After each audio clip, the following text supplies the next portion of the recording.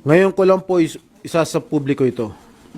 Maraming beses po ako inalok na talikuran ang independent majority block kapalit ang pagbabasura sa aking kaso. Hindi ako matitinag sa anumang panggigipit, pananakot, political maneuvering para talikuran ang aking paninindigan. I will not yield to threats. I will not be intimidated. I will not be pressured into surrendering my independence of judgment.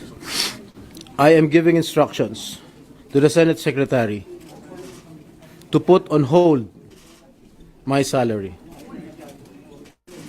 Personal kong pasya ito upang ipakita sa sambayan ng Pilipino na wala akong intensyon makinabang sa pondo ng bayan habang nililinis ko ang aking pangalan.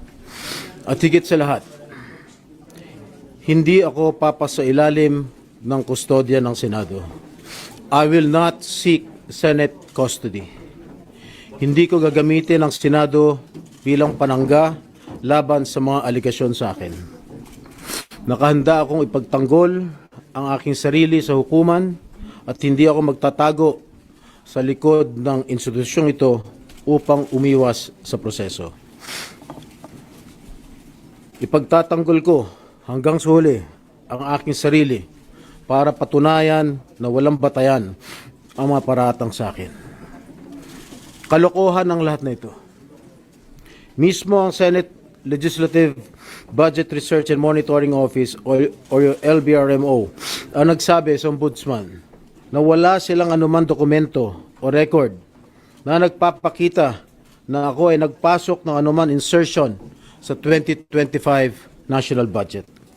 Ang mahalagang impormasyon ito ay kinilala pa mismo ni dating Senate Blue Ribbon Chairman Senator Panfilo Lacson bilang isang makabuluhang ebidensya na sumasalungat sa mga aligasyong ibinabato laban sa akin.